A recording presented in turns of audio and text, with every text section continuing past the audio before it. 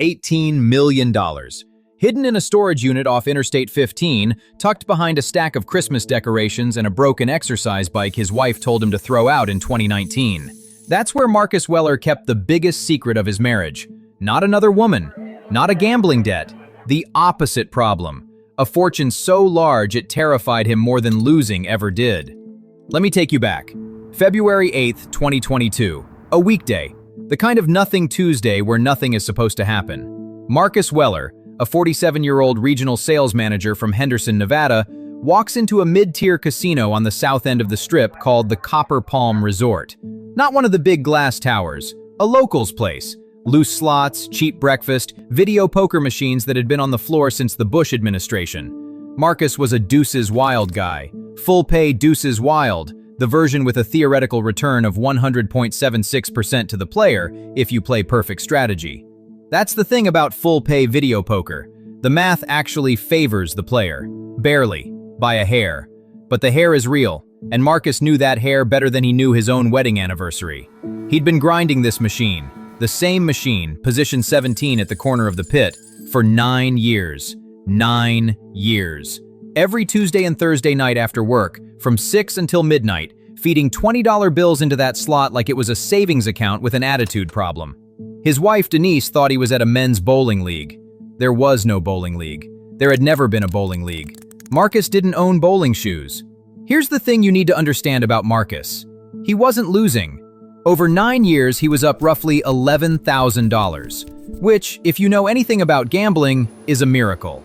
He was one of maybe 200 people in the entire country who actually beat the house at video poker year after year, one perfect decision at a time. He was quietly, boringly, mathematically winning.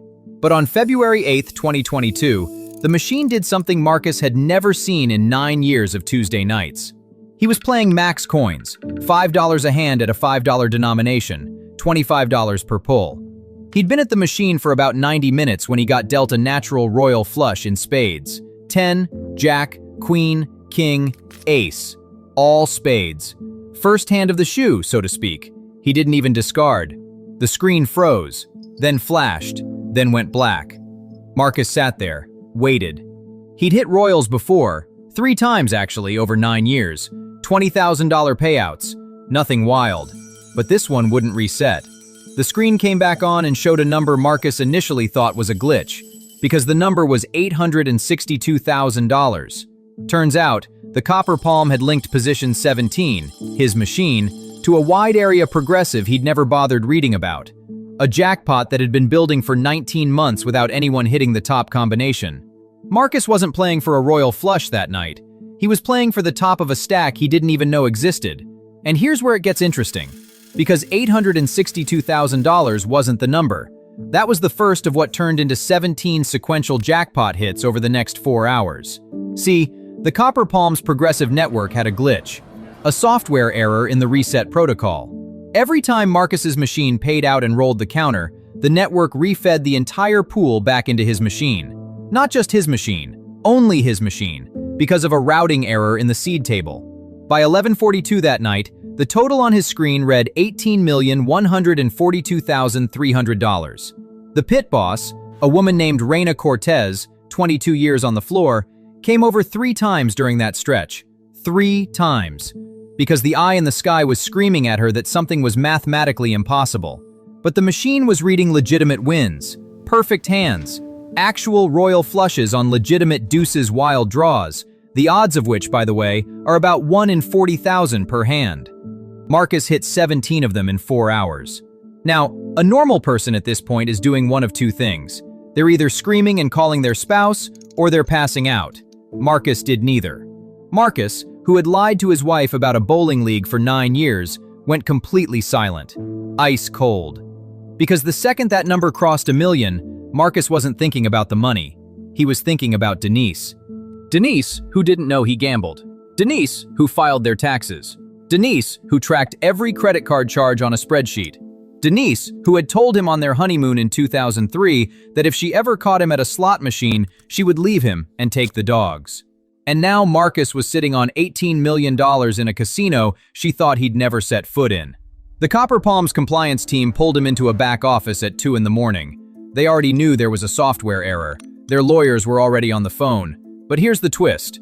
Nevada gaming regulation is clear on this. If the machine displays a jackpot and the payout is verified as a legitimate combination on the reels, the casino owes the money.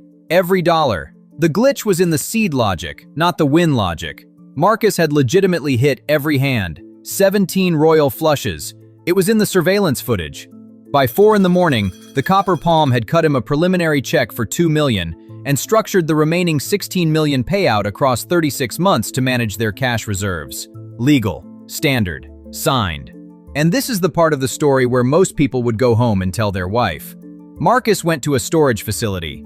He drove straight from the Copper Palm to a U-Haul storage place on Boulder Highway that he'd rented under an LLC 6 years earlier for exactly this contingency. A contingency he'd never actually expected to occur. He put the check in a safe deposit box he'd opened at a credit union Denise didn't know existed, under a name that was technically his middle name and his mother's maiden name. Then he went home, made coffee, kissed his wife, went to work. You want to know something wild about how casinos handle these payouts? A win this size gets flagged with the IRS immediately. W-2G forms, currency transaction reports, the whole federal paper trail. Marcus knew that. He also knew Denise did their taxes every March, so he had roughly 5 weeks to figure out how to hide $18 million from a woman who read every piece of mail that entered their house. Quick honest aside, the way that casino let Marcus sit there for 4 hours without a manager pulling the plug? I hate places like that. Me, if I ever spin anything, it's only spots I've personally vetted. Payouts land clean, nobody's playing games with the software. Where exactly I play, I left in the description. Back to Marcus. He hired a lawyer, set up a trust, filed an amended return through a separate accountant, and for 11 months, Marcus Weller lived a double life. Regional sales manager by day, secret multimillionaire by weekend, dropping monthly payments into an account Denise had no idea existed. You'd think this would end with Denise finding a receipt in a pocket. It didn't. It ended in January 2023, when Marcus, feeling brave or maybe just tired, bought Denise a used Lexus for her birthday and paid cash. Denise, who tracked every dollar, asked one question: where did that money come from? Marcus panicked. He told her he'd inherited it from an uncle in Michigan. The problem? Denise had met that uncle at their wedding. That uncle had died in 2017. And Denise, being Denise, called her mother-in-law to offer condolences on a death that had already happened 5 years earlier. Within 48 hours, Denise had a forensic accountant, a divorce attorney, and a printout of every casino visit Marcus had made in the last 9 years. Because it turns out the Copper Palms Players Club loyalty program tracked every single one. The divorce was finalized 8 months later. Denise walked away with $9.1 million. Marcus kept the rest, kept the storage unit, and, according to Copper Palm's own records, hasn't set foot in a casino since. So here's the question that splits this whole thing down the middle. Was Marcus the villain for hiding it? Or was Denise the villain for a marriage where he felt he had to? Drop your verdict below. I'm reading every comment. If stories like this are your thing, you already know what to do. And if you've got a case you want me to dig into next, tell me. There's a stack of them waiting.